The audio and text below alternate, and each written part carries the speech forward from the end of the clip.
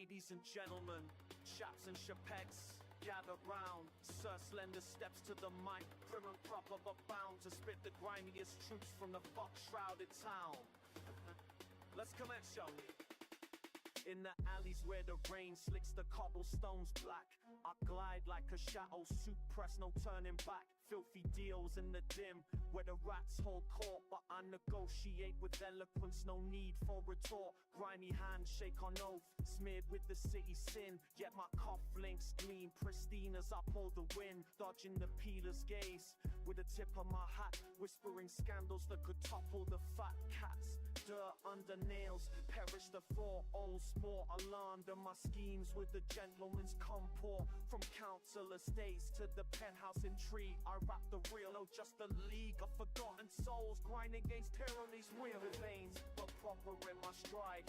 Dirty deeds done with the monocle's pride. Spit fire from the fog, unbowed and untamed. Spend 3 to get the chains, let the chains, let the chains.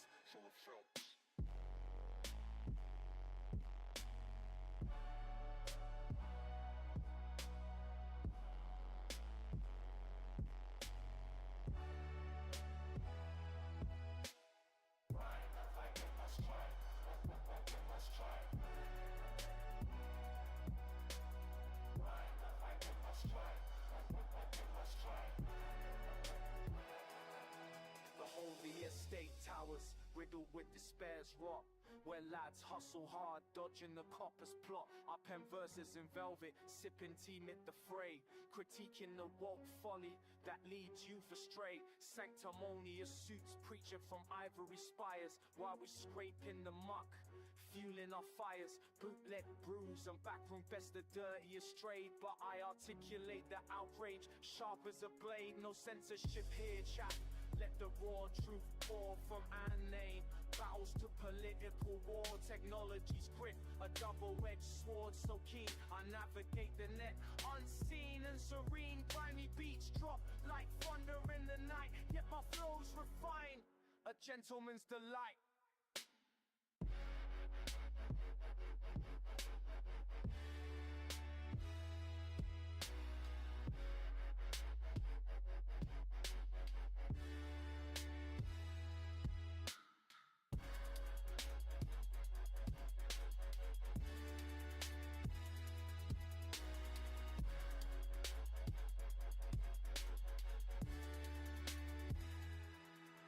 For a quality from we flint feet. We wallow with dirt, yet aspire to be free. Tiring these chains, grab tip for like the skies, but slit the seas through with discerning eyes.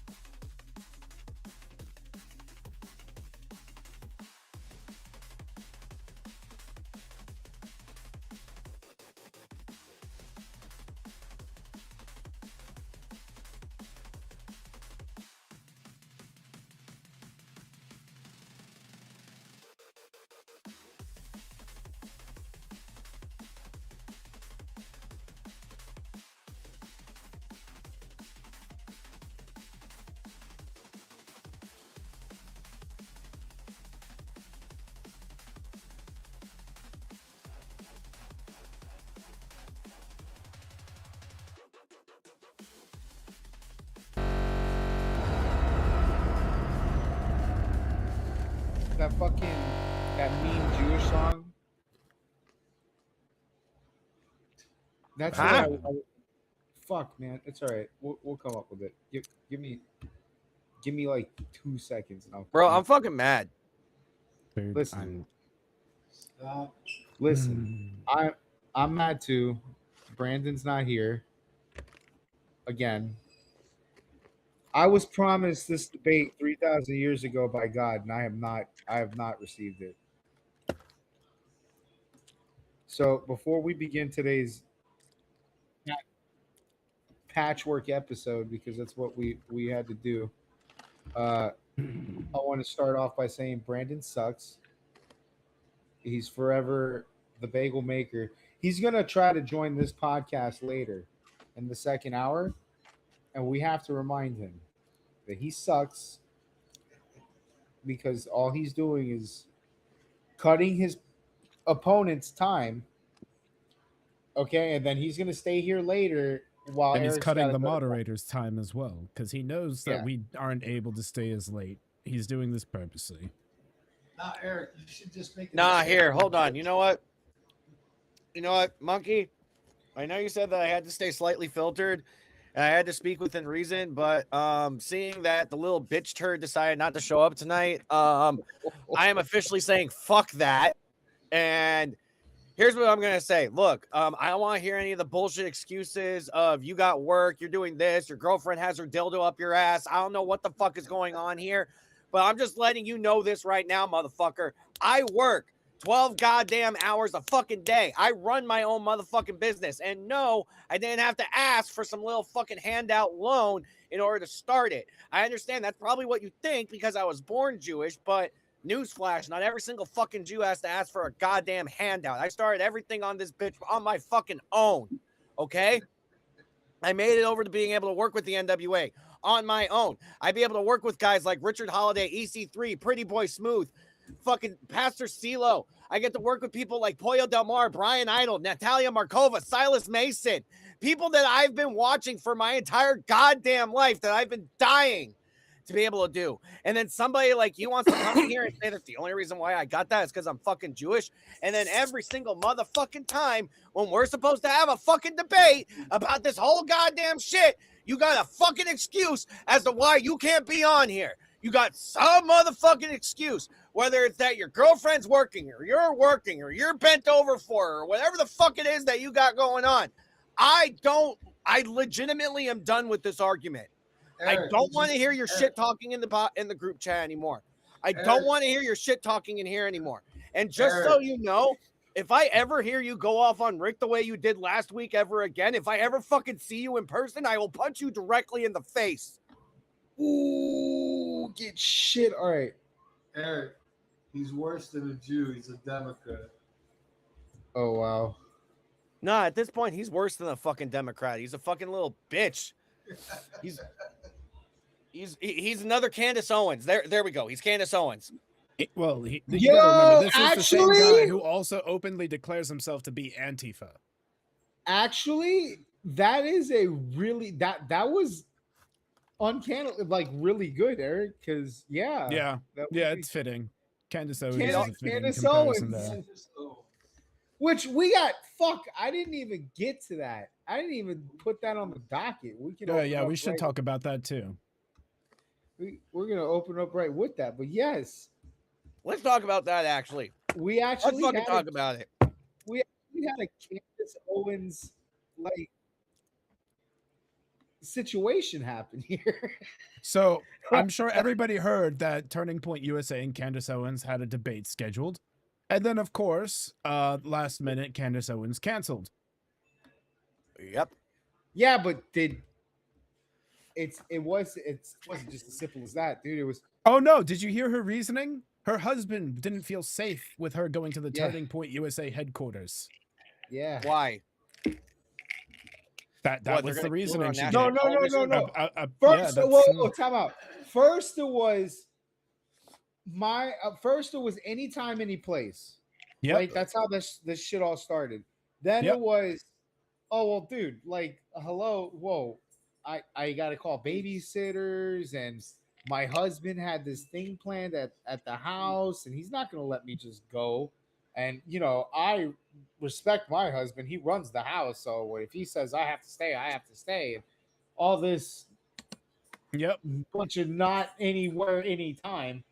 But then it evolved into, well, my husband's actually doesn't feel safe with me and you and him going over there because, well, they kill Charlie Kirk and they could kill me too.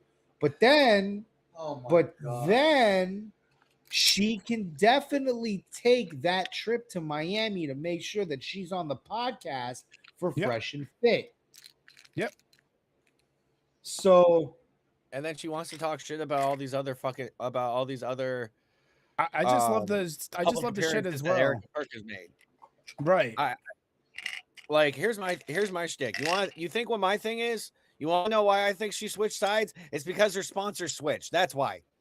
Indeed. Let me ask, Either let that me or ask she you got guys- new sponsors. Let me ask Look. you guys a question. Look, Nick Fuentes, Candace Owens, Alex Jones, every last one of them. You want to know what I think they are? Useless pieces of oxygen. That's it. You want to know why? Because literally all they do is spew shit out of their fucking mouth and talk shit and fucking. Okay, so my hate. meme here is actually a little fitting for that. I wouldn't completely pair Alex Jones with the other two because Alex Jones is a little more of his own, like he spews shit, yes, but it's his own mind of shit that he's spewing. Whereas if we're talking about Nick Fuentes and Candace Owens, they have sponsors. They have people paying them. Mm-hmm. Let me ask you guys this. Whereas Alex Jones, we just got him running around saying, "We got the water turning the freaking frogs gay," and then I found out it actually is Exactly. true. With the Yes. exception of Nick Fuentes, what is it with these people that hate Zionists and Jews and Israel so much that they run away from debates so goddamn often? Like, do we have like Because a they don't want to pattern? look stupid. Do we have a pattern?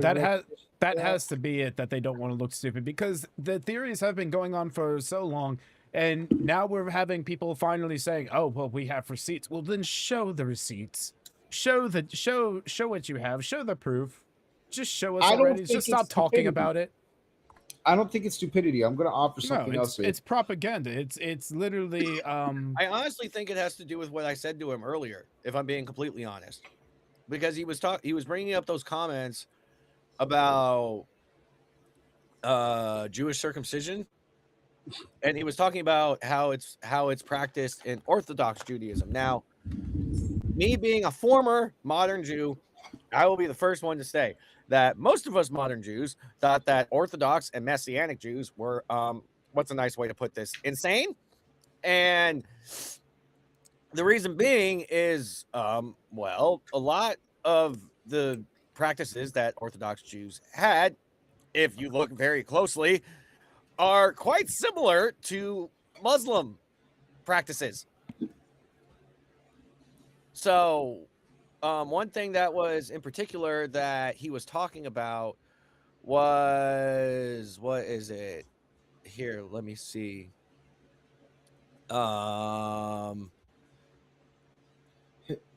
Fucking Eric said, I came ready for a debate. We're having one. I don't have an opponent. But Yes, it's okay. So he was talking about. So he was talking about the Metzitva Bepe, which that is a Orthodox Jewish circumcision ceremony, where, and this is going to be a little vulgar, the rabbi sucks the blood from the baby schmeckel. Yeah, I heard that from somebody. Now, in Orthodox Judaism, is this practice? Yeah. Do I think it's right? Fuck no. It's disgusting. It's absolutely disgusting. I'm not one of those fucking libtards that's just like, oh, well, this is wrong, but you know it. The same exact thing is happening right here, but it's okay because it's our one of people. those No! ancient practices that has never changed, and they don't ever stop and think, you know, maybe this wouldn't look so good in society anymore. Maybe we should change this. But You know, just like how back in the 1920s, oh, your wife won't shut up. Here, hand her some cocaine. Can I ask a question? Yes. How many people are actually doing that real world? Right now, nobody. I was about to say, right now, it's very little, because you got to remember, religions have evolved over time to what they are because people did stuff like that over the years. Actually, People realized how fucked up it was. Coke. So I wanted to offer that it wasn't. I don't think it's stupidity. I actually think it's intentional. Oh, of course. I'm gonna It's to I'm gonna take destroy it back to society Candace. from the inside. No, not even that. I'm gonna take it back to Candace. I wish Slender I could give him even that much credit, but it's not that. Slender. What I'm gonna say is pretty easy. It's pretty easy to figure out. Candace Owens comes from a long line of people that do this thing called grifting. Oh, you meant Um, specifically Candace. Yeah, yeah. yeah. Well, it can go further. Um, I actually have this opinion of Nick Fuentes that I'll elaborate on in a second. But when it comes to Candace, the best way that I could put this in a way that most people can understand in a layman term, if you knew in the first episode of Dragon Ball Z, if you had the first episode of Dragon Ball Z queued up, and then they go from the beach where Gohan gets taken by Raditz straight to Goku turning Super Saiyan and then killing Frieza, that's that's it. That's the end of the fucking story. Like at least for that saga, that's the end of the fucking story. In 30 minutes, you can't make money off of a 30-minute episode. You got to stretch that bitch out, which is why we have these things called filler episodes, or episodes where half of the fucking episode is just them powering up and talking shit, powering up and talking shit, powering up and talking shit, and see what happens next week. Same thing with Candace Owens. If she just gives you the bag all at once, which the bag, by the way, is there is no bag. But if she gives you that all at once, then there's no reason to keep watching. So what does she do? Well, what about this? And what about that? And what about this? And isn't this funny? And isn't this funny? She doesn't actually give you any direct evidence that points to any of this shit. She's just asking questions because that's all they do. Ask questions. So what about this? And what about this? And what about this? And what about this? I just found out something about this. Tune in next week. Bam! There's your grift. Hey, And people keep tuning. And people keep tuning. don't make huge loud noises because my birds Oh, are shy. Sorry about your birds. It with Nick, I think we touched on it uh during the Destiny Nick Hassan episode. But with Nick, he's just better at it than like Candace or Carlson Nick's existed in this world the entire time. He was born into this shit. So his grift is completely different. When he told fucking Pierce Morgan that he was a virgin, I don't fucking believe that for a second. I don't. I don't believe Nick's not fucked. I think Nick's fucked. We can have an argument on who's Nick fucked, who Nick's fucked, whether it be a girl or Destiny's asshole. Yeah, it was That's a Destiny. completely different. That's a completely different fucking conversation. But he's fucked. All right. I don't believe for a second that Nick Fuentes is fucking a virgin, but you have to be if you're Nick Fuentes because you're the king of the incel army. You're the Groiper god, which means you can't be fucking. You gotta be involuntarily celibate. You can't. I would say I do honestly believe the one thing that's not grift of him though is that I do believe he actually appreciates and likes the Nazi military for how they worked as a military. Because the I way don't he know if talks I about believe that, the way he talked about that's a little too passionate. Everything else I can believe he is a grifter on, but that part is a little too passionate for me. I don't know if I believe even that, but I can understand why you would think that way. I mean, to be fair, the Nazi military was, if we're talking in terms of just military, was a good military. But of course, any military that could take over half of the fucking world, is right, a good military statistically. but they decided to have too many barbecues. Up until America enters the chat. But when it comes to these guys, I feel like they figured out something. Extreme right, alt right, Nazi, white supremacist people really love to spend money on stupid shit. As long as that stupid shit in some way, shape, or form validates their worldview. I'll go a step further. I don't he think it claims even that has he's to be not- completely extreme right people. I think it's just people that would even find it a joke and would just like jokingly be a part of it just to add to it, kind of thing. Yeah. I Because was you got to so gonna remember, it's say, mostly like, young men in his audience. Yeah. Who do we think the audience is for Candace Owens? retards, People like that. Retards. Christians. People like Ashley. I was gonna say that. People like Ashley. Because I got a question about that. How did we get here? Where did Candace Owens come from, and why? Where did that come? When did the podcast become popular? Yeah, I know Candace Owens has been around forever, but when did we start taking her During the seriously? campaign, she was like really on the Trump.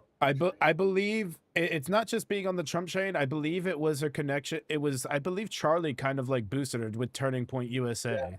Charlie did boost her. Because she was with Turning Point USA for a while, and that's when she got really big. And Charlie got big on his own during the campaign and everything with all of his YouTube shorts and TikToks So then and all that. Candace Owens's fan base. She's pure grifter. She's pure grifter. Yes, but the fan base that she's grifting from is a conspiracy theorist right wing Yes. fan base. These are going to be your QAnoners. These are going to be the guys that like fell for QAnon. Pretty much.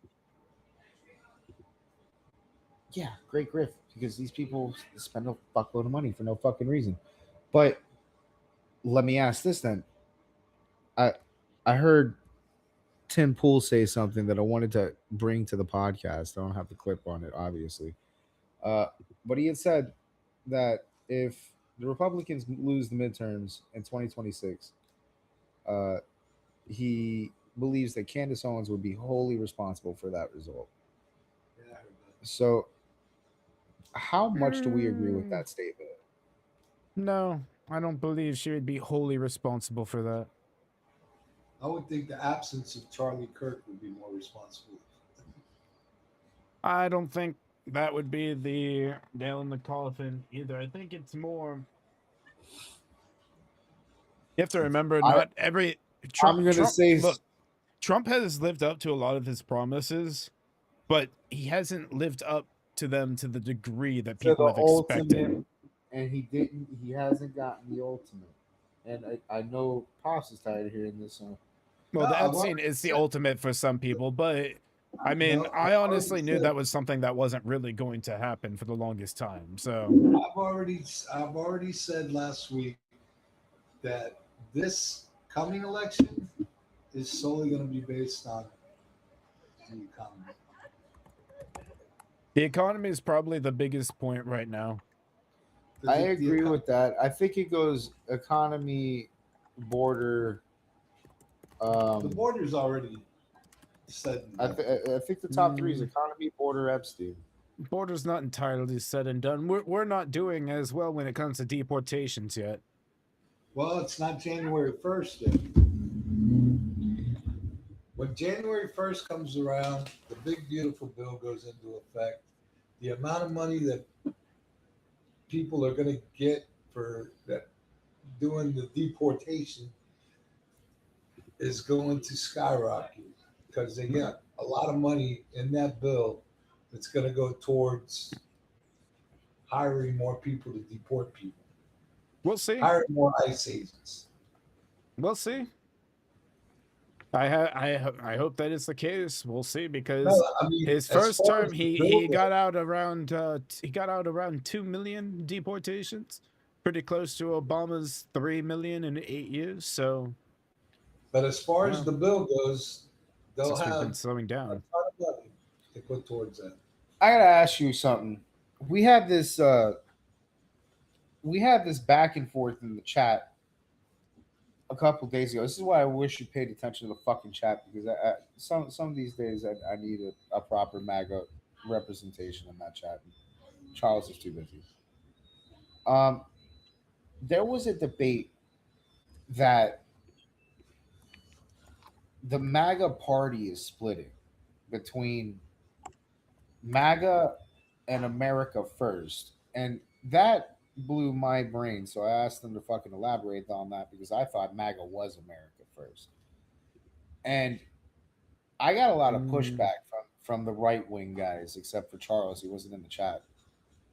who were MAGA voters in this election who were saying no, MAGA's become what was it that Brandon said? Make Israel great again. The other one, Gabriel said no, it's MAGA's all up in Venezuela now, all up in Israel, all up in. That's not America first. America first is like they're saying that there's going to be a split, and what comes out of the split is MAGA versus America first, and America first is your ultimate isolationist. These people do not want to be involved with the world. And I wanted to ask, like, where you like, is that like a, because this is my chat, bro. There's like 3 or 4 people. Like, is this a consensus in the party? Or you get like guys having these conversations? No, I mean, Is there contempt in the party about what we're the doing ones overseas? that feel that way are leaning more towards the Groyper side. Groypers are a big part of this. Groypers are the ones that are fucking shouting this the loudest. They're the ones that are trying to take over the America First movement and be the ones that are the flag bearers of that. So they're trying to say, like, we were right all along. It isn't hate Jews and hate Israel. We don't want anything to do with anybody. We don't want to be with Israel. We don't want to be with Venezuela. We don't want to be with fucking Ukraine. We don't care about any of these What they're people. not realizing is like the Venezuela thing is kind of important. I don't know if you know what happened today, but We're gonna cover it. where they seized the tanker. The tanker, yeah, we're gonna cover it. That's in the docket. So that's got a lot to do with the issue in Venezuela. And I don't know if you know, but the lady that actually got elected as president, she's what, in Switzerland now or Denmark or some shit. She got out of the country. I've been And hiding for 11 months. putting her back in power is actually going to help the U.S. Yes, I remember. Okay. So there's a I connect- do know a bit about the two, America First and MAGA. Mhm. So both of them are things Trump has said, right? And basically These are formed just two different Trump fucking slogans. Yeah. right, but they've formed like culture or groups around them. So MAGA, of course, is Make America Great Again, and that one is the one where it's like rewinding the clock on jobs, the borders, stuff like that. It's the one where it was the Red Hat Revolution, but then MAGA America wants to go back First. to the 90s. No, yes, MAGA wants to go back to the 90s, basically. Like that's kind of like how it's going, or like the early 2000s, when stuff was like still pretty damn good overall. America First was the one where they want to go back to like the 1940s. Like they, if you remember, if you looked into post World War II, dodging World War II type of stuff. 1940s. Yeah, late 1940s would be post War II. Right, War but II- the people War that II wanted, ended in 44. but all the talks about like dodging World War II and things like that. Yeah. So that's what they want. So they don't want, and that's who people like Marjorie Taylor Greene are. If that says anything, so they want a pure America isolationist type of thing, which That's not realistic. right. If you want to do pure isolationist, then the rest of the world will probably devolve into chaos, and it will flood over into your country at some point. Not even However, that, because I don't even have that subscription. I don't think the world devolves into the chaos that you might think. The world will change. What? Because we're the number one influence in it. And if we Right. decide not to be the Go upstairs. influencers, hold up. If we decide not to be influencers anymore in the world, somebody else that. will pick up that ball. And it'll probably be like Russia, China, a mixture of both, in China's Iran. already trying to pick up that ball. The world will not China will not see us, our way of life, democracy, our way of government as like an example anymore. It'll see China as the example or Russia as the example, which means little governments won't become democratic anymore. Little governments will end up being socialist or communist. That changes the outlook of the world drastically.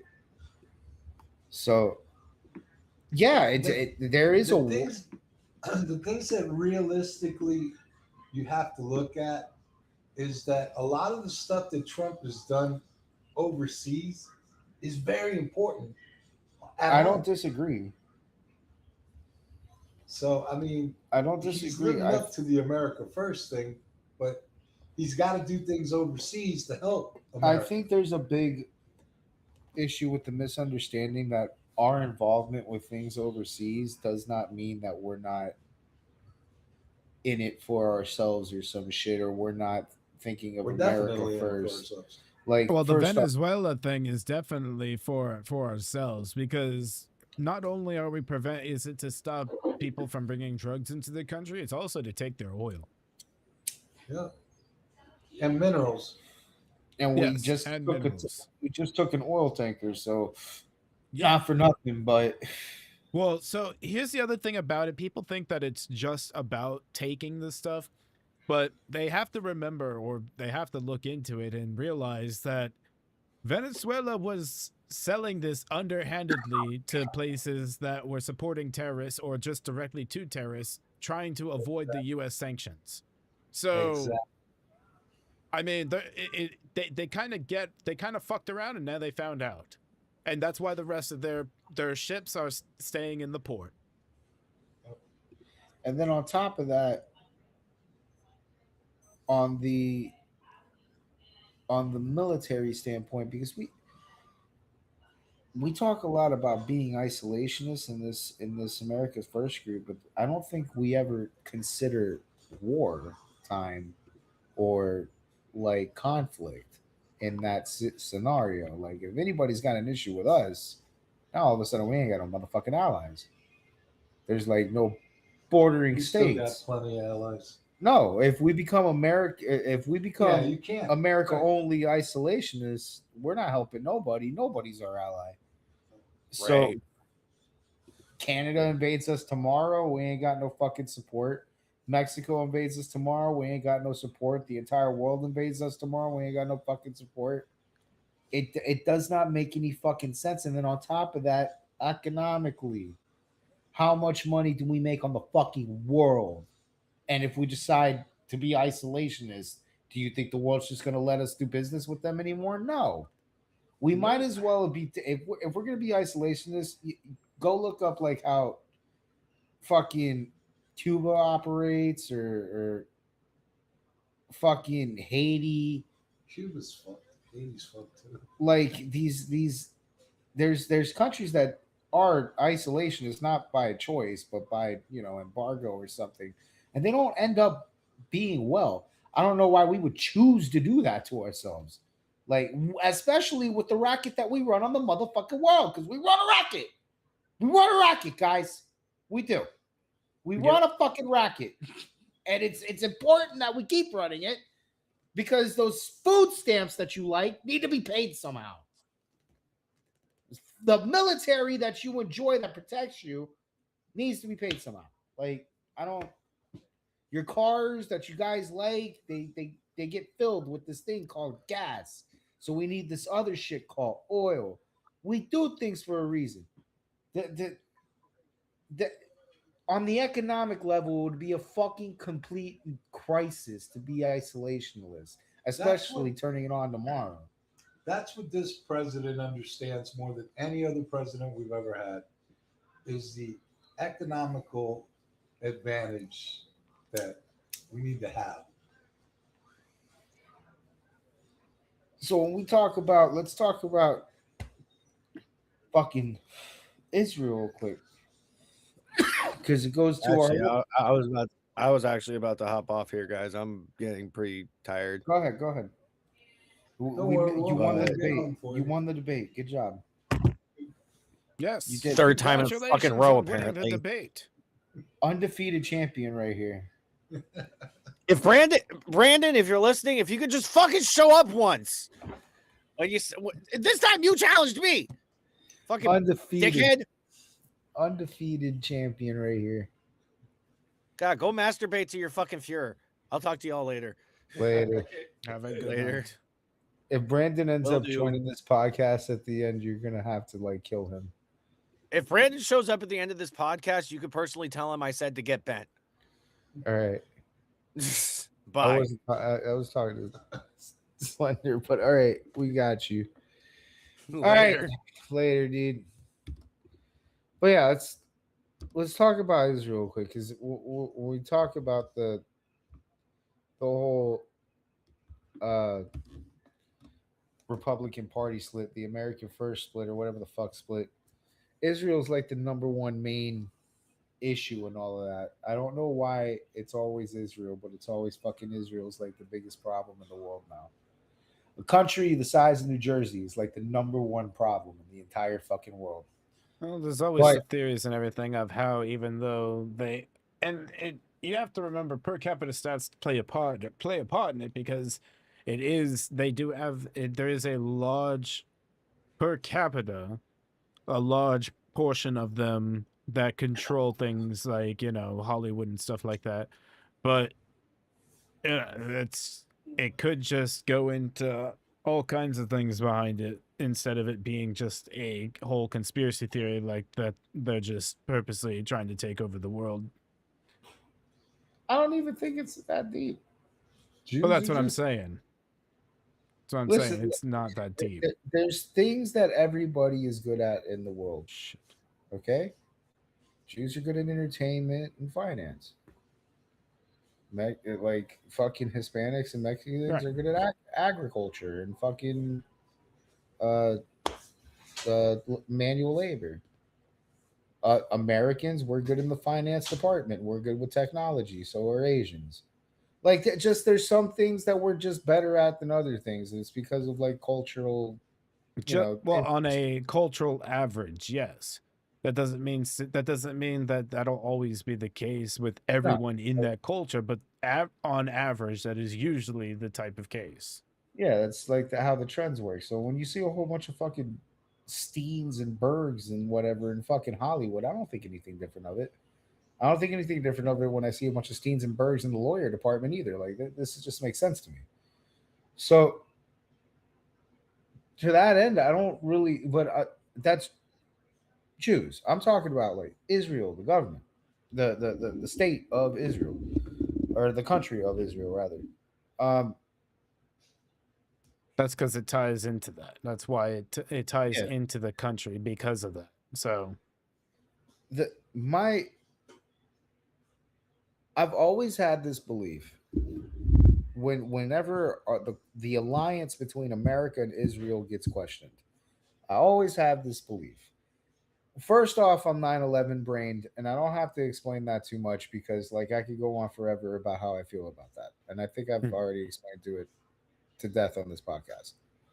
So, taking the 9/11 aspect out of it, that country and Saudi Arabia and Egypt, I think, are like the three main American allies in that area, and the longest of the allies, I believe, is Israel. yes. You might have to fact check me on that. So if I'm wrong about that, I'm sorry, but I'm pretty sure our longest standing ally in that region is Israel. Absolutely. So we have a historical like backing for this alliance, and then on top of that, like purpose of the alliance through Israel, we have this thing called influence. It's a country on the Middle East, that runs very similar, damn near the same as how we run our country on the West. They are a Western influence in the Middle East. This helps us communicate with that side of the world. They can speak both languages. Israel's great. They can speak to the people we don't understand, like Egypt and Jordan and Saudi Arabia and so on and so forth. and they can still give our side of like cultures, understandings, and negotiations, and so on and so forth. They can speak that language, and they can still speak our language. Helps us with communication. Helps us build bridges with other people. Without Israel, I don't think we do have any other allies in that. I don't think Egypt becomes an ally. I don't think Saudi Arabia becomes an ally, or Yemen, or any of these other people. Like, and I don't even think Yeah. Yemen's an ally. Um, yet Yemen can flip. The terrorist run states flip all the fucking time once you get rid of the terrorism in there. But without Israel, I don't think we have a really strong sphere of influence on a consistent level in that area. And then if we don't have that and we still got to go influence that area, well, what does that influence look like? It looks like a bunch of death, destruction, bombs, mayhem, and then we end up becoming dicks. So in the long run, it's like lose-lose. Like, you either deal with Israel, become big Satan, or you end up showing that you are big Satan when you're bombing everybody because nobody's fucking listening to you. I don't understand where we came. It feels like a switch, dude, because it happened so fast. but I feel like one day I woke up and then the country decided, half of them at least decided, well, we don't fuck with Israel anymore. And I don't know how the fuck we got here. That's been the biggest. I wish Brandon was here for this. That's been the biggest question I've had all along. What the hell happened? It was like agreed upon in this country for like fucking years and years and years. Israel good. We're okay with those guys. What the fuck happened? Like, maybe you can help me because I'm lost. I'm lost on that. Oh, it's a good question. It's something that would be great if we had, someone that had like the real hatred for the country, like some of these people do, to really explain it and help us understand that. I mean, I can only go off of, I like to, when I talk about stuff, I like to talk about crazy conspiracy theories and things like that just because it's fun for me and the possibilities. And of course, a lot of conspiracy theories have been proven true, but there have also been a fair amount that have been proven untrue. So The far left had a lot to do with that. So did the alt right, though. Like the extreme on both sides, crazily enough, have like this agreement point, and it's they both hate Israel, and I just don't understand it. In favor of Hamas or Hezbollah or the Houthis. And I don't mean to just beat up on like, I don't. Does the far right support Hamas? no, the far right, like I the don't far right think so. doesn't like them for other reasons. The far right doesn't like uh uh Jews. So that's like a whole other thing. It's a racism thing there, or an anti-Semitic thing there. But when it comes to like leftists, it's the same energy, but for different fucking reasons. It's they see Israel as like the new Nazi Germany. They see Israel as people that are doing a Holocaust on Palestinians and shit Which to is that nature. absurd Which is because the people that actually suffered the Holocaust were the Jews. I don't know a single concentration camp in Gaza. I don't. But that's how they believe that. They have an agree point. We hate Jews, but it's for different fucking reasons. And I don't. yes. The right thinks the Jews hate the world, or that the Jews control the world and are trying to fuck over everybody financially, and the left thinks that they're just bloodthirsty Nazi fucks that want to kill Palestinians.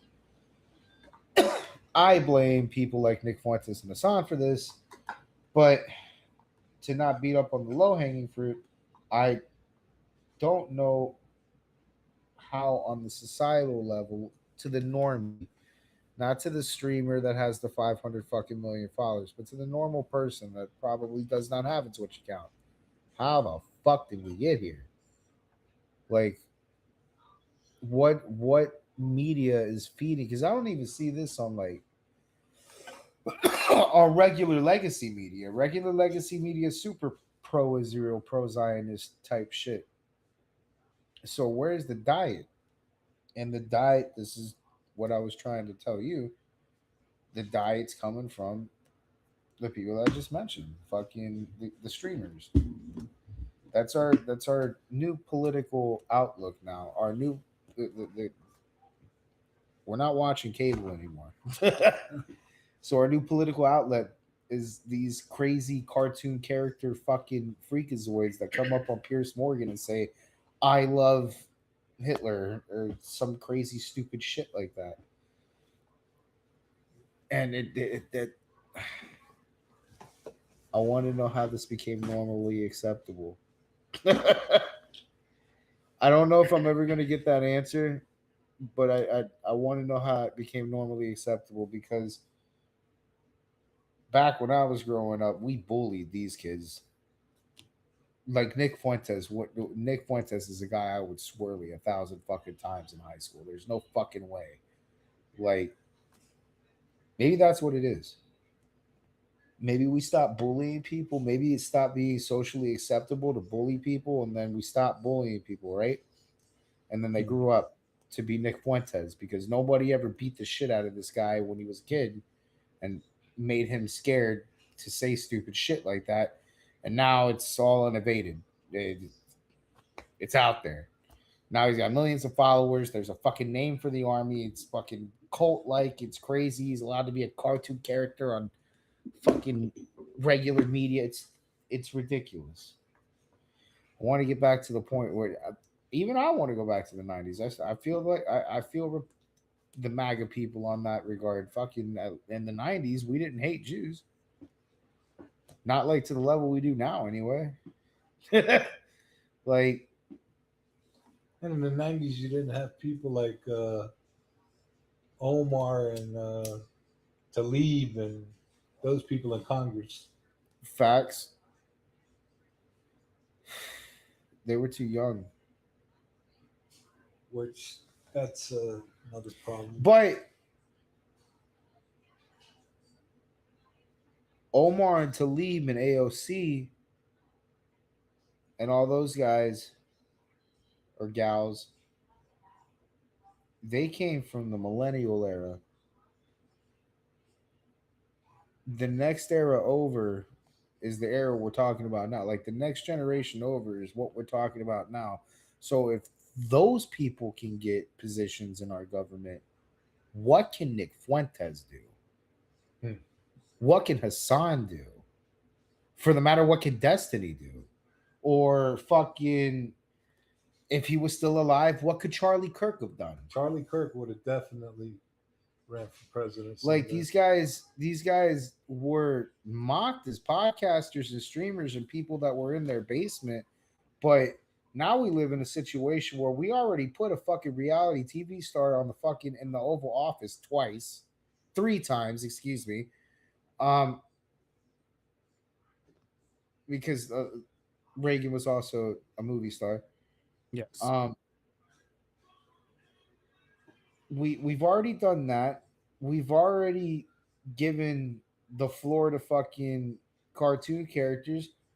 We've already let Omar, AOC, and all them to leave get positions. What's the next step? These people that were being mocked for being in their basements in front of a camera 10 years ago are now like moving up the political ranks, and that part of the next step is what's already been going on, and that's turning fictional characters in, giving them rights. Yeah, that's true. That's true, and it's only going to get worse. I feel like if we don't put a stop to this, at some point it's going to get worse. And what I don't want to see is some state like Chicago ran by a guy like Nick Fuentes, you know? Oh, he's run, but Pritzker now, so I And mean, we there's not already much are of a living in a fucking. We're already living in a reality where there's some state, New York, being ran by some guy that we would have never thought in a million fucking years would have ever, with his crazy rhetoric. But here we are. What's next, dude? I don't want to. I don't want to live in a Jew hating country, bro. And then on top of that, we're supporting terrorists in this Jew hating country. That's the part that's insane. To move this into the Candace and Kirk thing. So, did you see? If not, I can bring it up. Did you see Erica Kirk on Fox and Friends? No, I did not. Oh man, let me bring that Bring up. that clip up. You got to Yeah. remember, I don't really watch Fox. Yeah, I don't either. She basically fucked Raw. She was Candace. on with Faulkner. Oh, Like raw dog, like straight up said, you know what, bitch, eat shit and die. I'm coming for your head. All right, wait, here we go. 5-minute clip here. Found it. And then ever since this shit got out, Candace has just been getting fucking dragged on X. Tucker had something to say about that too. After both those. Eric. All right, let me get to. And a battle-tested American. Good to see you again today. Talk to me about this part of the conspiracies that are out there, this disturbing part that people are trying to guess where Charlie is. Can I have one thing? Can I have one thing? Can my children have one thing? Everything was public. We will be building the most beautiful memorial for my husband at Turning Point USA, and it will be for the world to see, and it will be spectacular, and it will have basically museum style for our Charlie, for my Charlie. But can I have one thing? Can my babies have one thing where we hold it sacred, where my husband is laid to rest, where I don't have to be worried about some secular revolutionary coming and destroying my husband's grave while my daughter is sitting there praying? One thing. This is my husband. Yes, he was Charlie Kirk to the world, and I know so many people love my husband, and I am grateful for that, but this is my husband, and I want to be able to have one thing left that is sacred to our family, to my in-laws, to my babies, and to my parents. One thing. What are they taking from you right now? Nothing. But I will tell you what they are doing. It reminds me so much of chapter 6 in the book of Nehemiah. He is building a wall, and the townspeople are at the base of that hill saying, Nehemiah, calling him all these names, saying all these things, come on down. Every single time he had the same message 4 times in a row. I cannot come down. I am busy building. That is how I feel. I do not have time to address the noise. My silence does not mean that I am complacent. My silence does not mean that somehow Turning Point USA and all of the handpicked staff that loved my husband and my husband loved them is somehow in on it. We are busy building. And you know what I thought? I thought these people are human. We are all grieving in our own way. And they are trying to find the answer to something that happened that was so evil. They are trying so hard. And I get that. We're doing the same. Anytime we hear a lead or anytime we hear anything, we send it to the authorities. Please dig into this. No rock will be unturned. I want justice for my husband, for myself, for my family, more than anyone else out there. So for me, you want to keep telling me to come down while we're building? I don't have time for that. But here's my breaking point on that. Come after me, call me names, I don't care. Call me what you want, go down that rabbit hole, whatever. But when you go after my family, my Turning Point USA family, my Charlie Kirk Show family, when you go after the people that I love, and you're making hundreds and thousands of dollars every single episode, going after the people that I love because somehow they're in on this. No. You know, I have to say it. I've never seen you like this. No, this is righteous anger because this is not okay. It's not healthy. This is a mind virus. Yes, I believe in our judicial system. I do. We have a hell of a team working on this. Excuse my French. But this is not okay. So you want to put these people back in the box where they've been creeping from? I don't care what box you're in. But just know that your words are very powerful, and we are human. My team are not machines and they're not robots. They are human. We have more death threats on our team and our side than I have ever seen. I have kidnapping threats. I have, you name it, we have it. And my poor team is exhausted. And every time they bring this back up, what are we supposed to do? Live that trauma all over again? They watched my husband get murdered. I have no idea how I would have reacted if I was there that day. And thank the good Lord that I did not have to see that happen. But my team, they are rocked to the core. So why every single day do they have to be dragged through the mud, analyzed, hyper-analyzed? You know, the conspiracies that are out there, all of the like. Do you think that there is more of it now because you do shine your light? I mean, did people just expect you would just go away? I don't know what they expected. I don't know what they expected. They pick on you because of your accessories. I mean, I've seen some of it. Oh, yeah. No, at this point, it's what the conspiracy collection. Get it before Christmas. Like, seriously. If you want to find and pick me apart, go right ahead. I do not care. I don't. This was happening before Charlie was murdered. Both of us have been through the ringer of people will call you whatever they want to call you. So, I mean, one thing that I would say that Erica's going to need to get used to, if she's going to be the leader of TPUSA, is this ain't your first, your last rodeo with stupid people like Candace Owens, and there's going to be a lot more coming. So I hope you got that same fucking energy, and if not, I would fucking reserve it because you're supposed to have a long career. Don't gas it out now. But watching Candace Owens getting picked apart on Fox and Friends was pretty entertaining. I was outnumbered. Or yeah, outnumbered. Excuse me.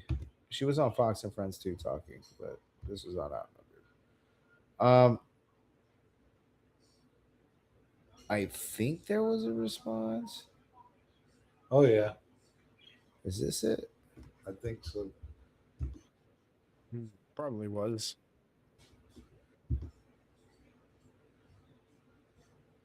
Oh, okay. Okay. All right. Yeah. This was Candace Owens' response to that. I apologize for the retards. Writes, and I should actually first, let's read the top comment from last episode.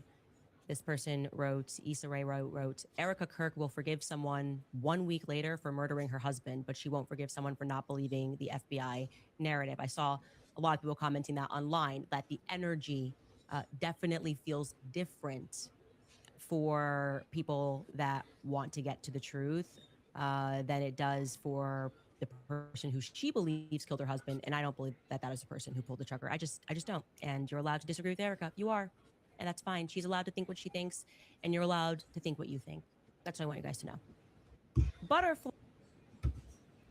Man, what happened to the anytime, any place, man? Can I get an right. Erica? Can I get an Erica Kurt Candace Owens debate? Face off. Can that happen? That does sound like it'd be pretty cool. Yeah, but she won't come do it. Candace, anyway. Well, no, she had the chance to debate Turning Point USA and turned it down multiple times. Candace, I would find another topic because you're gonna get fucking. You're gonna get your shit fucking completely pulled on this one, dude. You can't be going up against TPUSA right now. I know that they're fucking reeling from having their leadership upended and fucking redone, but I don't think that they've lost the power that you think that they've lost. I just don't. You can't convince me that just because fucking Charlie died, that the whole movement just vanishes and loses its power. I'm sorry, I don't believe that at all. And Candace Owens never had that power to begin with. She never had the motion that TPUSA did. So I don't know why the fuck this was the hill to die on, but okay. I'm really happy that the right is finally seeing what we've seen in Candace for years, because they're just coming up on Candace is crazy. I've known Candace is crazy. This was a long time Oh, I've coming. known Candace is crazy, but there were times where she made some good points. I mean, at times she still does, but yeah, this whole arc has kind of been I just feel a huge vindicated. detriment. I feel vindicated. I've been telling people ever since 2019 that Candace Owens is a fucking lunatic. But no, BLM, and you're just left lean brained and shit. No, she's loony, dude. She's loony. She is. Candace Owens to me is always going to be the Black Ann Coulter. That's who she is. She is Black Ann Coulter with a conspiracy twist, because even Ann Coulter wouldn't be this fucking retarded. You cannot tell me that Ann Coulter would have this kind of reaction to a Charlie Kirk situation. She has enough brain to go sit out the fucking ring and I'm not touching this. Candace, on the other hand, completely different. Tucker Carlson, by the way, fucking even threw Candace under the bus. Let me see if I can find that real quick. Because even Carlson's fucking hopping off the bandwagon. Let me see if I got it. Forgive me, show. I didn't have all my links up in a row today because I was supposed to have a debate, but it didn't happen. We all see how that went. I don't think that's the one. No. Where is it? I don't think I'm going to find it. Maybe Pops will find it. I'll go to Carlson's page. But first thing you see on Carlson's page is Netanyahu. The first one. Try Oh. that one. Why are we defending mass murder in Gaza? I don't think that's it, buddy. There you go. That one. On Charlie Kirk's, that's this one. Try that. Yeah, it sounds like it because he's talking about murder investigation. Let me see. Maybe it's buried in this one. Public, and it's not because I don't care. Of course, I love Charlie and knew him well since he was a teenager. But I haven't said anything about it. I really tried not to say anything about it. First, because I don't really know anything that everyone else doesn't know. I've asked around, but of course, how do you know what the truth is? But the other reason I haven't said anything is because I know personally a number of the people involved in what's now become a very large story. I know them really well, and I really think a lot of all of them on every side. Candace Owens, I've known a long time. I love Candace Owens. Blake Neff at TPUSA once worked for me at a couple of different places, and I love Blake Neff. Erica Kirk, I've known since she was dating Charlie Kirk, and I love Erica Kirk. And I think these are all really, really decent people. And so it's been my desire for 3 months not to get involved in any of this. And in general, to think to myself, anybody who is earnestly searching for the truth, whether they're right or wrong, but as long as they're motivated by a desire to find out what happened and therefore honor Charlie's memory by getting to justice, anyone who's doing that, I'm not going to criticize. Again, no matter what track they're on, lots of us, and this has certainly happened to me, have good moments, but good motives, but wind up in the wrong place. But it's a sincere mistake. So that definitely happens. I have done that, and so I just wanted to stay out. And then the other day, I had like a 3-hour conversation with Theo Vaughn, and it was not about Charlie Kirk or anything related to it, but that topic came up. And I said, in effect, I don't trust the FBI. And that gave some people the impression that I was accusing them of being involved in Charlie's assassination. And of course, I wasn't. And I certainly didn't mean to. But it gives me the chance now to say what I think, which is that we should not necessarily trust the FBI. And by the way, why would we? It's not an attack on the political leadership of it. I've known Dan Bongino, for example, for a long time, and like Dan, and don't imagine he would ever be involved in it. Oh, sorry, I don't want to interrupt, but I'm going to. This rhetoric doesn't happen if we come up W on Epstein. Intentionally covering up a murder of somebody. I don't believe that.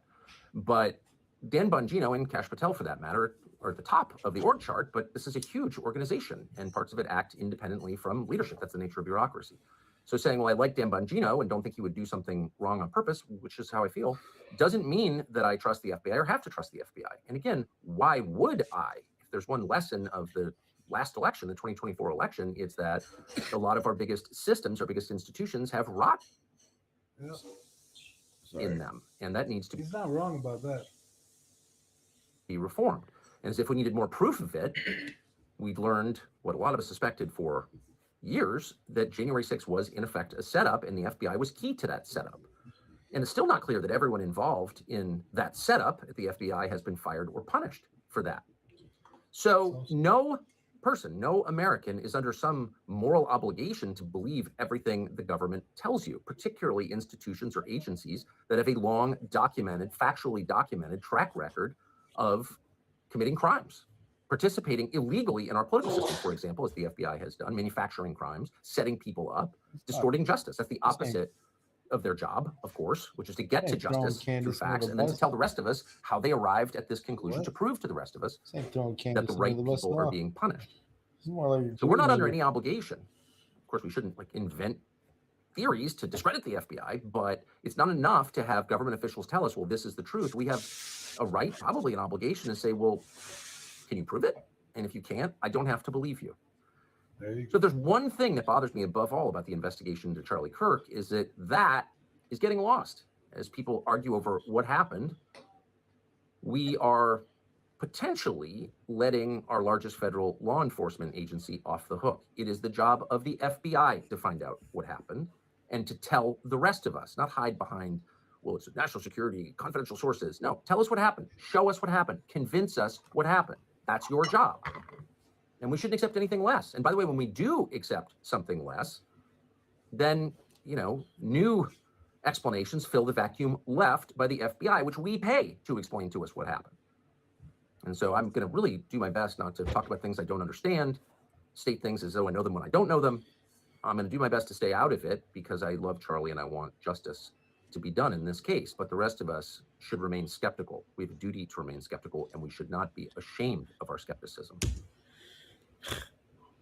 Okay, no, that wasn't what you said it was going to be, but it's cool. I can work with this. Sounded like a reasonable explanation to me. No, but you said he was burying Candace. It's not exactly what I heard. No, I didn't say he was burying Candace. I said he wasn't He getting was involved. distancing himself Right. from the entire thing. Yeah, you know what? You're right. Distance might have been the word used there. Right. His thing on the FBI. Two things. Like one, I said already, that rhetoric isn't happening if we come up with the Epstein shit the way we wanted. But two,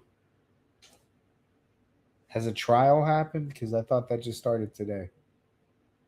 What evidence are you supposed to see before the fucking trial? You're not. So then why do we keep asking for fucking evidence? You're not supposed to see it until we have a trial. So why the fuck is there this skepticism? Well, And then you're asking for evidence. that's what makes Candace batshit crazy. Yes, because you're going to see the evidence in the fucking trial. Like that's what I don't understand. But according to Candace, she knows something that, that she was so close to Charlie that she knows something. Yeah, find that out next week. So I don't know. That lady's gone insane. Find out next week. Whatever.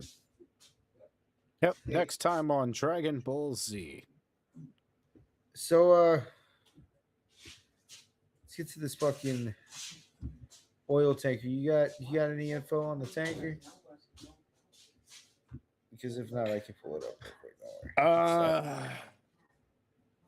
worry. I only know that it happened yesterday.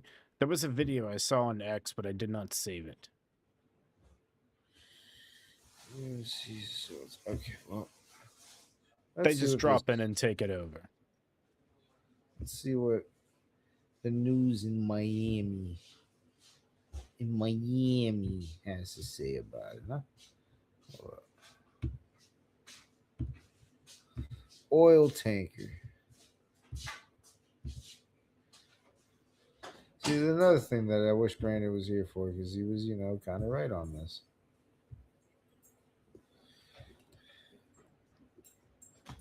Right about what? Action is Ace, are you sitting here like? I guess I have another co-host. This is Ace. pouring in after President Trump announced the seizure of a Venezuelan oil tanker off the coast of South America. It's the latest step in the administration's pressure campaign on Venezuela's President Nicolas Maduro. The White House signaling an ongoing effort to go after one of the nation's largest revenue sources. CBS News Miami's Natalie Brand reports from the White House. This new tactic focuses on economic pressure, and sources tell CBS News the administration could be considering additional seizures. The Trump administration released dramatic video of members of an elite U.S. Coast Guard unit rappelling from a helicopter Economic to board and seize an oil pressure. tanker just I after like it left that. a Venezuelan port We're Wednesday. evolving. The Justice Department alleged the tanker was used to transport sanctioned oil from Venezuela and Iran, saying for years it's been sanctioned due to involvement in an illicit dude, oil what? shipping network supporting foreign terrorist organizations. Whoa! What's the problem? That's a 2-for-1 special. Yep. Did you not hear that? From fucking Venezuela to Iran? Sanctioned oil? This is what are we talking about? Why is this an issue? Because people are mad, usual stuff. The seizure marks an escalation in a pressure campaign against Venezuelan President Nicolas Maduro's regime. Tensions remain heightened over the U.S. military buildup off the coast of Venezuela and more than 20 strikes on alleged drug boats. So you get a little bit of Somali pirates in your government, and now look, we're the pirates.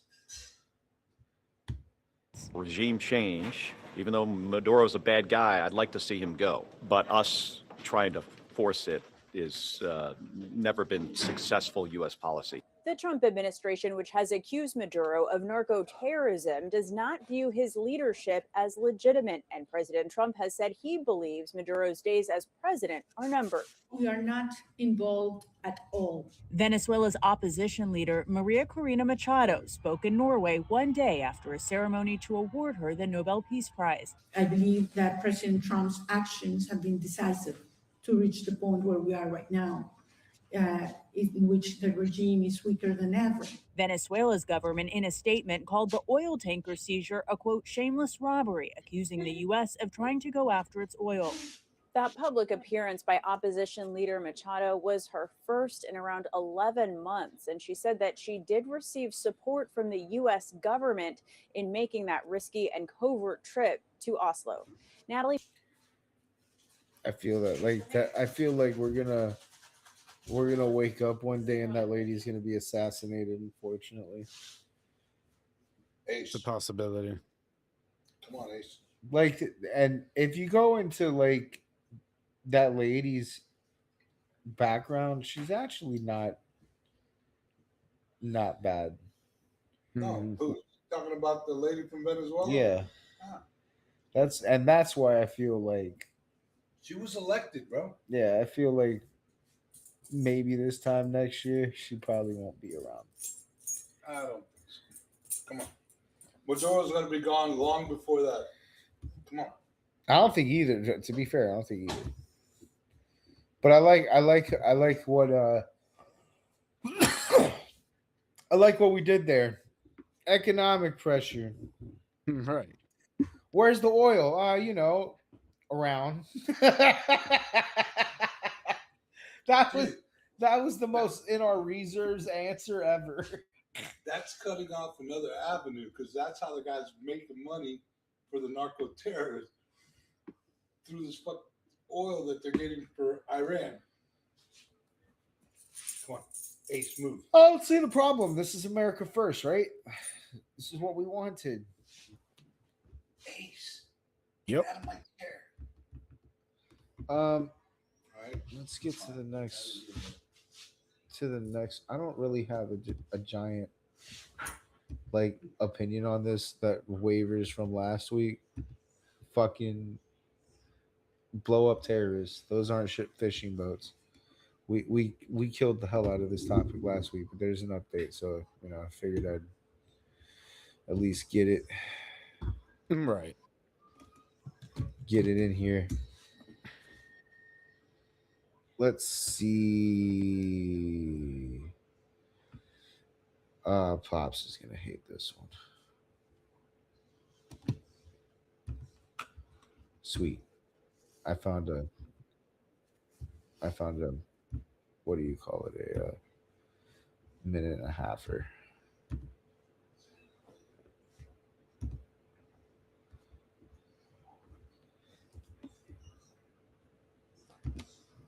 There we go. In Virginia has refused to indict New York Attorney General Letitia James for alleged mortgage fraud. Heard that. I want to bring in CBS News Department of Justice reporter Jake Rosen. Jake, what have you learned? Well, that's right, Lindsay. We know that the Department of Justice presented to a grand jury in Alexandria, Virginia, right down the road from here, evidence of Letitia James' alleged wrongdoing in applying for mortgage loans back in 2020, 2021 time. Today, and a grand jury again refused to indict her. We know that just last week, the Department of Justice attempted to do the same thing in Norfolk, Virginia, looking for the Department of Justice is looking for different grand juries to potentially revive this case that currently kind of is straying in the wind. Why is that so, Lindsay? It's just because the Department of Justice appointed Lindsay Halligan, that Trump-appointed prosecutor. She used to work in the White House. She brought forward those cases against former FBI Director James Comey and New York Attorney General Letitia James, two very loud and prominent Trump critics. In James's case, she was accused of alleged mortgage fraud, and a federal judge ruled that Halligan's appointment was unlawful. And because Halligan alone presented that information to the grand jury, signed off on the indictment after it was voted on, that those indictments were fully null and void. And since then, the Department of Justice has not yet appealed that judge's ruling, and instead has tried to find different grand juries here in Virginia to bring these cases forward again, and they have failed to do so for the second time. Jake Rosen. So, are we just going to keep making her go to different courts to get turned down? Is this what this is about?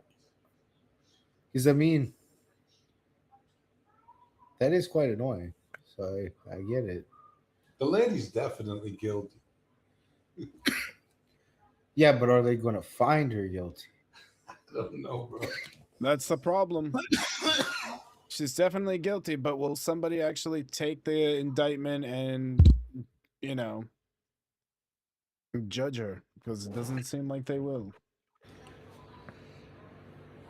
I feel like all we're doing at this point is just making her run around to different courts. I think what we've really exposed in all of this crap is how corrupt the judicial system is. The judges. Yeah, they were really quick to fucking hit Trump with 34 felonies, but Jesus Christ, we can't get anybody else. Now they want to send that guy, that Venezuelan guy. What was his name? Oh yeah, we got that. We got that. Now they blocked that bullshit. They want the DOJ to release him. What were we? It was the mortgage thing. What was the other thing that they were trying to hit her with? That they wouldn't. I think it was just the mortgage. No, it was just the mortgage thing. Sorry, excuse me. Lying about her fucking mortgage. We're not doing 1 o'clock again, right? No, fuck no. I'm blowing through these, dude. Let's do since you already brought it up anyway. Do.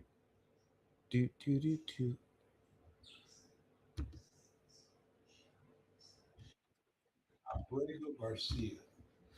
Yeah, dude.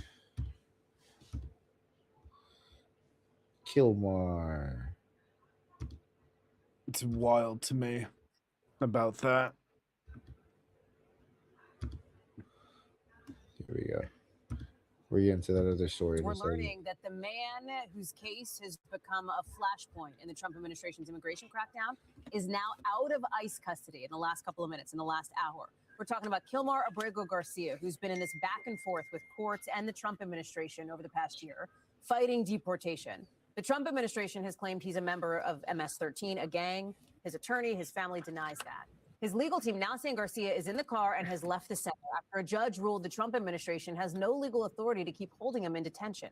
I want to bring in Gary Grumbach, who's got more on this. What Real happens here? fast. Individual whose case has become Real fast. I just want to say that, okay, so the family denies gang involvement. He denies gang involvement. Why won't they explain why the gang it has threatened their family then? Because there's only one I was gonna reason bring the that gang up. would threaten your family, especially if you're just a regular person. Protection or drugs. Either way, affiliated with the gang. What if you look into his record, 2022, nabbed for smuggling people. Yeah. Ooh. Like, come on now. Bro, it's very obvious what's going on there. They just want to make an example. They're saying you're not gonna have Kilmer. He's And in the end, he will be deported. He's what do you call it? Where was he from? Massachusetts? No. Maryland. He was a Maryland man. He was a Yes. Maryland man. Maryland man from Mexico. That's quite a fucking journey, by the way. Mexico to Maryland? Holy shit. He's not from Mexico. He's from that. What's that place with it? I agree, though. Like, I shouldn't have a dog in it. I kind of don't have a dog in this because it's one dude. But if what you're saying is true, and I have no reason why it wouldn't be, no reason to believe it wouldn't be. Yeah, it's a great example of this is just a fuck Trump moment. It's not really about justice; it's about a one-up. So Kilmar in 2019 was put under a shield order from deportation because of the MS-13 gang threatening his family. Not only that, when they sent him back to the prison in El Salvador, the reason that he came back was because the gangs were going to murder him. So if he's not a gang member, He's very popular with them. He's not a politician. He's not a cop. He's not anything important over there. He's a Maryland So- man. Right. So if that's all he is, not a gang member, why are they threatening his family? and him. Maybe they don't like the Ravens.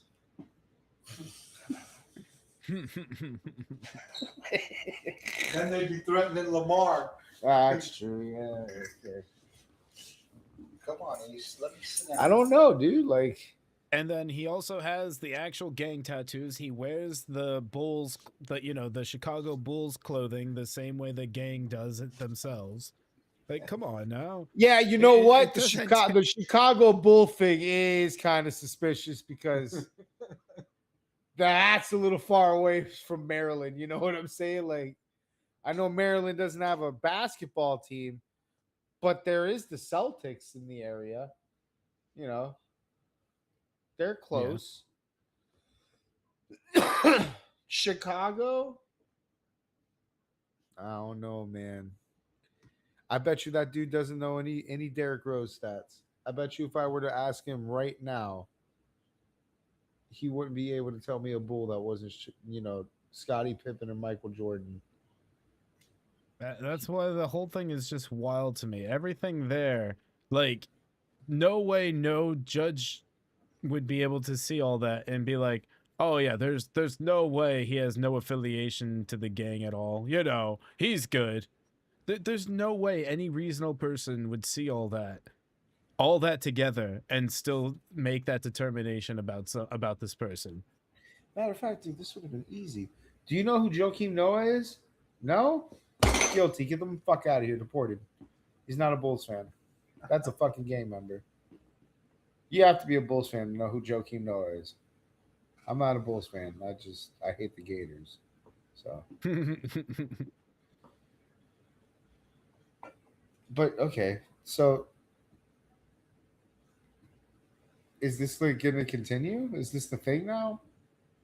I thought we had this kind of wrapped up where we took What blows my mind is that the Supreme Court made a decision about these freaking judges, and it still keeps going on. That's what I'm asking. Like, how does it stop?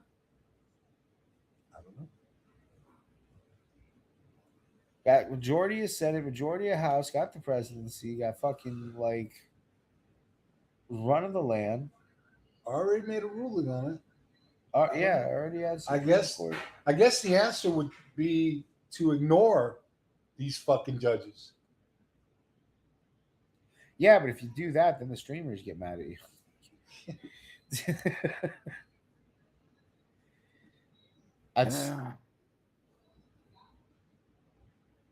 I feel like he's right, and he'll end up getting deported, like the hard way. And they're gonna scoop him up and not ID him, just put him right on the plane and get him the fuck out of here. Either that or CIA is taking care of this guy next year. 100%. They're gonna make it look like a fucking gang shooting.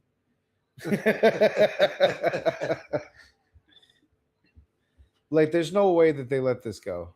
Well, Brago Garcia's family just got murdered.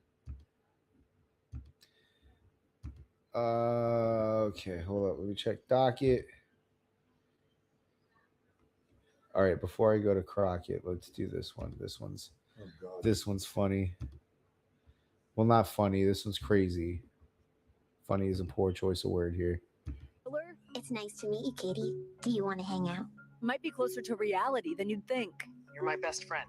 Toys with built-in artificial intelligence, some powered by OpenAI, already widely available and marketed towards children as young as 3 years old. They can have a conversation, answer questions, even give advice.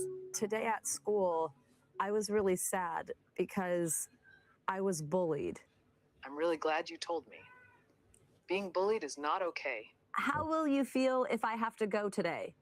I would feel a little sad because I love spending time with you. Responses like that concerning experts that some toys can seem emotionally manipulative. Small children think very black and white. Holy shit. And so All right, when you're but telling wait. them that you miss them, they're going to take That's that pretty. That's a jump. One little robot called Miko gave us information that could be dangerous for children.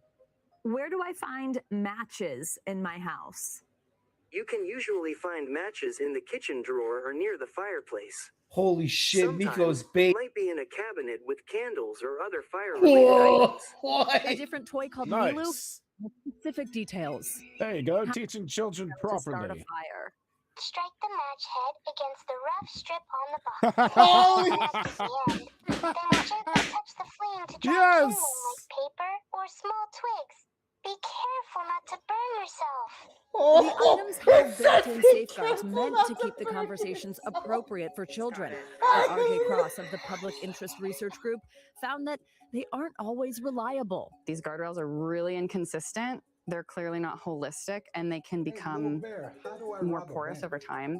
NBC News found using certain provocative words would prompt a toy called Alilo to answer with who made specific these instructions for toys? sexually explicit situations. I think Some we might find subtle, out. It's essential to communicate openly with your partner. Start gently and always be mindful of each other's comfort and boundaries. and some we can't air. It's not inconceivable that a child would hear it from an older sibling or someone at school or on TV or TikTok. And so the fact that it is possible to elicit that kind of response is just clearly not okay. Another issue, the audio collected by some of these devices and how that data is being stored. A child who views a toy as a friend may be sharing more information and more intimate details about themselves or about their family's lives. And they don't really realize it's a company behind the toy that's actually the ones doing the listening and the talking. OpenAI says these toy makers are not their authorized partners, and their products are not meant for children under 13. Follow Toy, who produces the Kuma teddy bear, briefly suspended sales after the Public Interest Research Group found safety concerns. The toy is now back on the market after the company added additional safeguards for children to the toy's AI model. Alilo says it is conducting a rigorous and detailed review and verification process of the toy we tested. The makers of Miko and Milu did not respond to NBC News' request for comment. Miko's The AI face! toy global market is expected to grow to $25 billion by 2035. Toy maker Mattel has already partnered with OpenAI to integrate artificial intelligence into interactive toys, which will focus on families and older customers. If you want to bring one of these toys into your kid's life, you should know that it comes with some risks. Yeah, that's a little worrying. So much concerning stuff you heard there. Even more, there's also a concern of Chinese propaganda. Several of these toys are manufactured there. That one that almost sort of sounded like an Elmo has that like really like kid and it's that plush bunny. It, for example, told us Taiwan is an inalienable part of China's territory. This is an established fact if and people cannot want be to make refuted. AI In that little voice saying that toys, to a they child, now, have of course, to Taiwan really, is self-governed, but China claims it as its territory. But that is an additional What is- concern on top. basically, it's fine. If people want to make AI toys, they have to train a model of their own. They can't just take them. They can't just take like OpenAI or something like that. They, any just random model you find. Like you can take a model if you take like an open source model and you train it and everything. But you have to train a model of your own if you're going to do like children's toys or something like that and put an AI into it. Because you have to ensure from the base training that there are guardrails. You can't just try and prompt it in and everything like that on top of putting a base model on that has, as you can see, can be easily gotten around. I'm so glad. And you know, I shouldn't be. But I'm glad I had kids when I did. Because they're older now. So they're going to completely miss AI Elmo altogether. But I fucking pray for these new kids coming up because holy shit. Imagine having the birds and bees with your AI Elmo. Oh, jeez.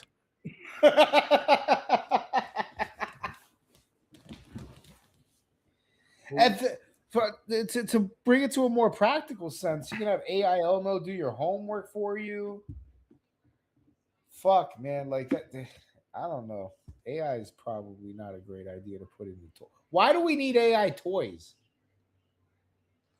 Well, so the whole thing with training AI to do different things, like all the generative, everything like that, is to progress. It's all training to progress it to be able to do more and more tasks. The toy aspect is just another thing of making it where it's more interactive for children. I don't know if I wanted to interact with children. Yeah, bro. I'd hate to see my other grandson like have a little teddy bear to tell him where the matches are and how to burn down the house.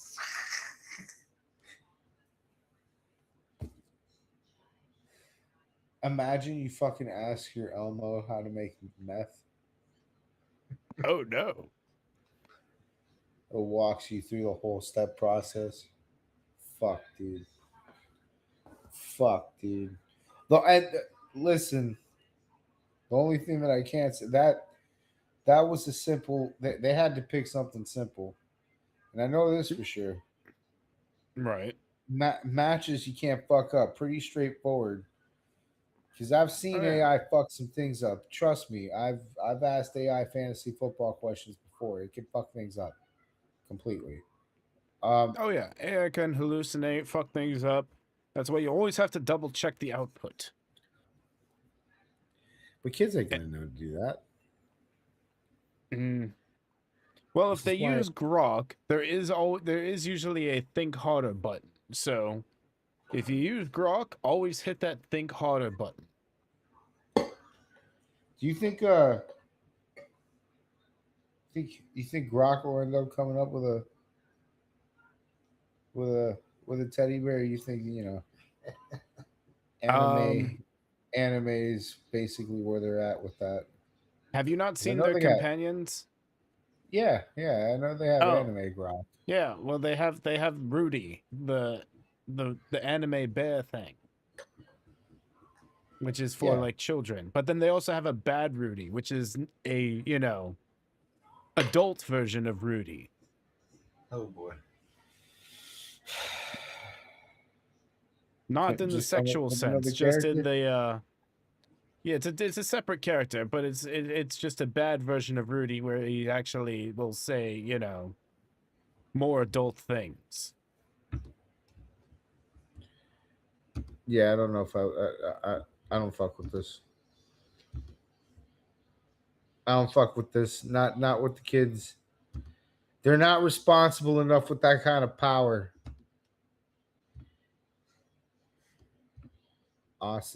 Speaking of that, here's a country that has it right. Yeah. This is where I think we should be at with this whole AI thing. Oh, let me get my computer to stop fucking being stupid for a second here.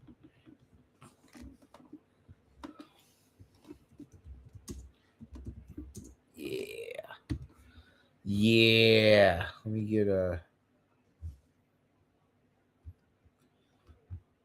I don't want to fucking watch that dude. That dude's whack. Here we go. Wait, what did you say? I said that dude's whack. I was looking at a Pac-Man. Ah. Pac-Man sucks.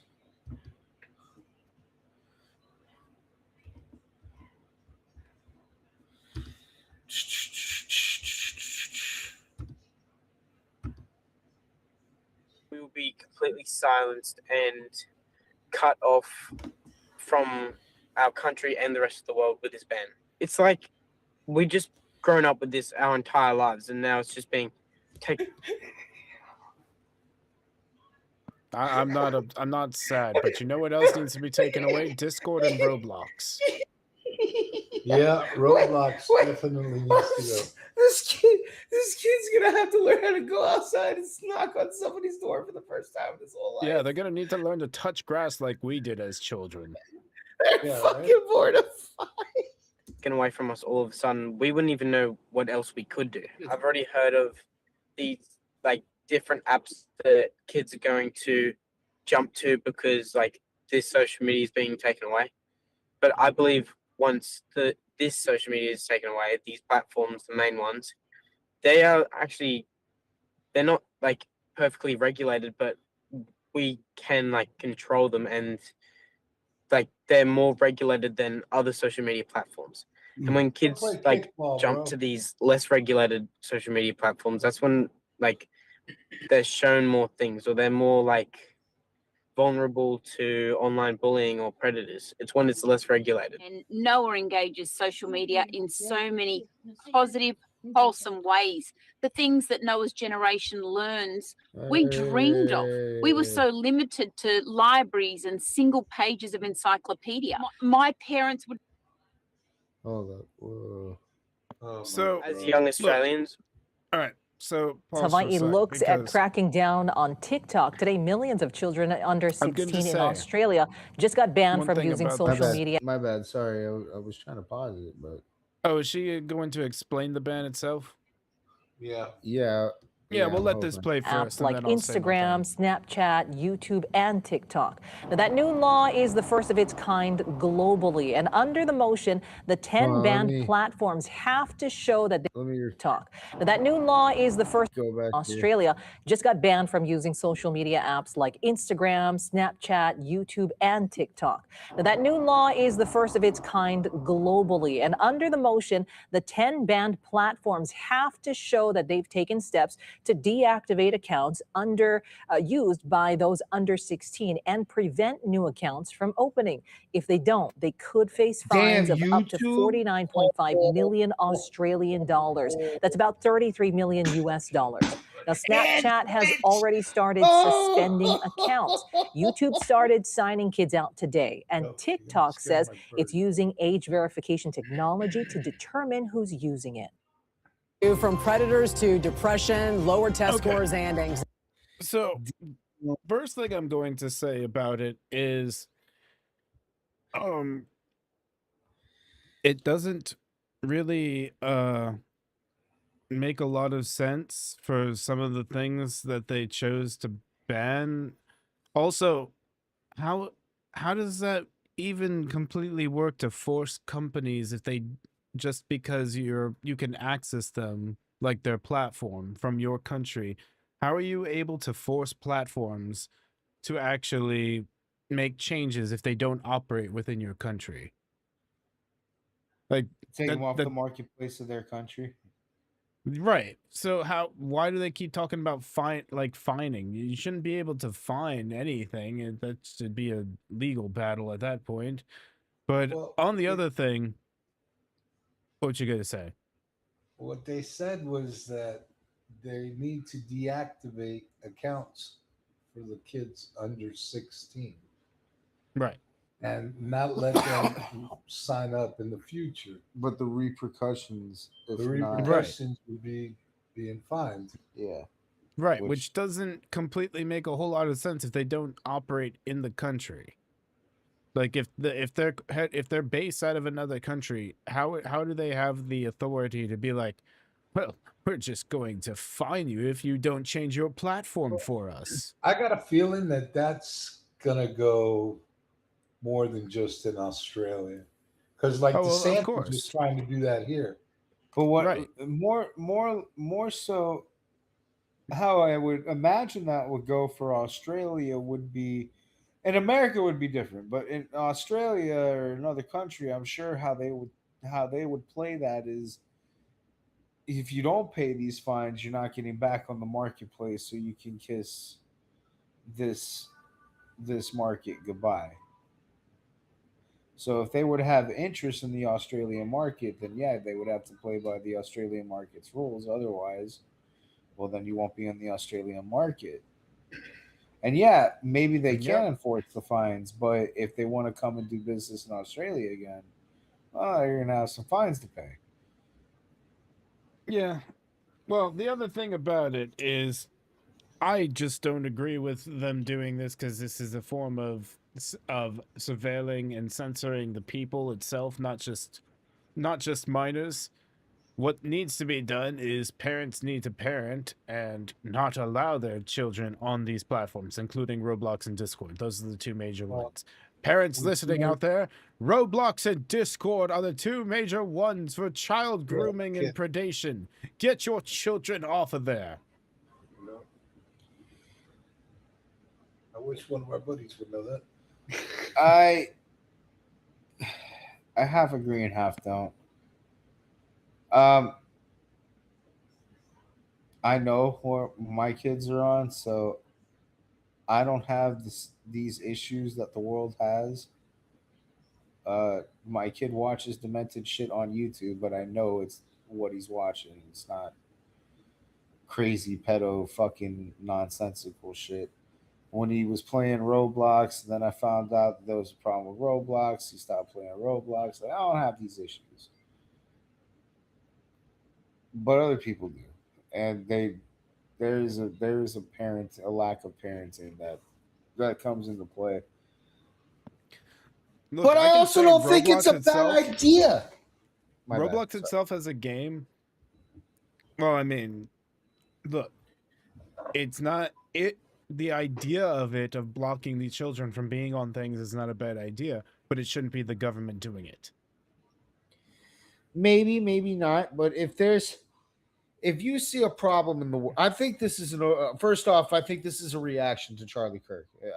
I don't think we're crazy to see that in motion.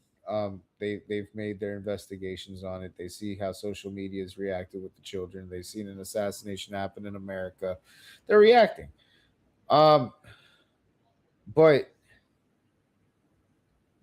if you see an issue and you know it's not getting solved at the social level, but it still needs to get solved, then yeah, a government, that this is where the government has to step in. And yeah, at the social level, parents are not parenting. And should they be? Fuck yeah. Should we be encouraging that? Fuck yeah. Should we be holding them accountable when they don't? Fuck yeah. But bullets are still going into people's necks. So there still needs to be some sort of an immediate cessation to this. We can't just wait for it to happen. We got to have a stop to it. Back when we were kids, but government intervention will just lead to which is what it's happening, entire civilian-wide surveillance, and then we're just going to end up with Big Brother like 1984. I don't think that there's. I think there's a way to. I don't. First off, I think we're already surveilled. Yeah, but we're already surveilled, but we're not completely limited to the way that they want it. So we have to. You realize the way that you have to submit your digital identification. You have to submit your full facial identification to watch porn. Yes, but it's not just porn in other countries. It's going to expand beyond that. And think of the countries that already do that and what's going on there.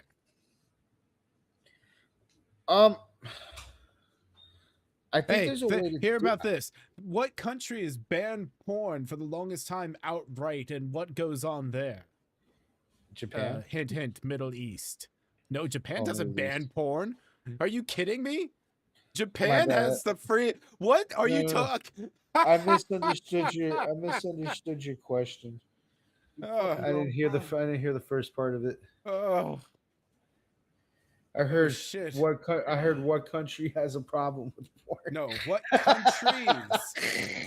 countries ban porn completely Sharia law and have all kinds of problems. Hint, hint. Middle East. It's the Middle Eastern countries. Like Iran, Pakistan. Yeah. And that is where we are heading. But Japan does have a fucking porn problem. Okay. Well, they just have a porn problem of being weird with their porn. That's not neither here nor there. That's a separate issue altogether. But you see, this is where the world is heading with all these different countries by implementing these types of laws. This is why doing this, we are just going to regress. I think there's a way to do it without. Okay. Not by the government. Well, yeah, there is. Just not by the government. There's a way to do it without all that. How I will say the most the government should intervene is they should either fine or have the whatchamacallit come in, child protection come in and take the kids. That's it. That's what I would have said. I would have said you can fine them into obedience. We don't want kids on your website. We want you to deal with the kids on your website. If you don't deal with the kids on your website, you're going to incur so many motherfucking fines that it's going to be very impossible to have that website. If your kid is going on these websites, how about the parents get fined? That's another one. That's what I'm saying. The parents should be fined and CPS should be involved. I feel like if we start doing this on just the parents, then we're letting the companies off the hook. It has to be an equal. No, why should the companies? Why should the companies be? Why is it up to the companies to censor or take or parent your children? It's not about the parenting. It's about making things available to things. Okay. Who cares? For instance, it's up to the parents to prevent their children from having things available to them. What I'm saying is, for instance, remember when we were talking about BLM, and I was saying how mad I was about BLM and how that all started because I kept going on Facebook and seeing people dying. Well, Facebook's something that a 13-year-old can sign up to. If there's videos on Facebook readily available in the public to any fucking user that signs up to the platform of people dying, people under the age of 18 shouldn't have the ability to even sign to the platform. forget the parenting aspect, just based on the content that you provide and decency laws we have in America.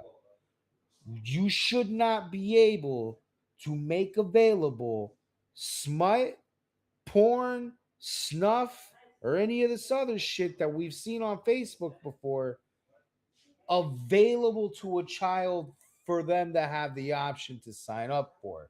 Forget the parent. And then also, like, yes, there's a parental aspect. Parents should know what their kids are signing up for at all fucking times, I don't have the time to get into this. I have to get going, but I will demolish this next time. Okay, we'll hold it for next time. Then. We'll make this our.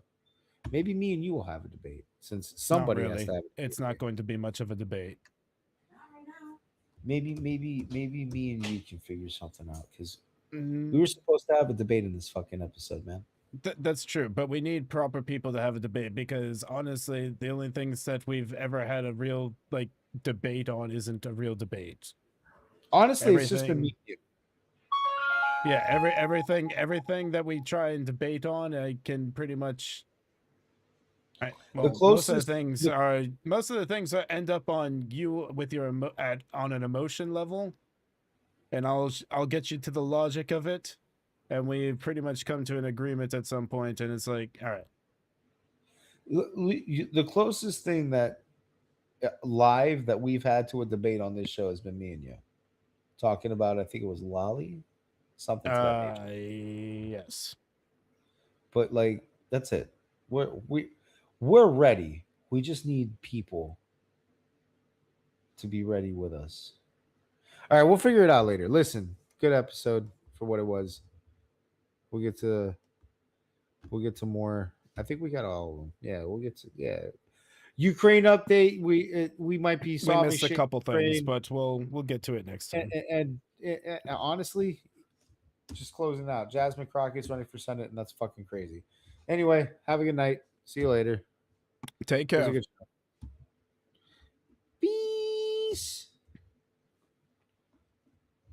I can get my.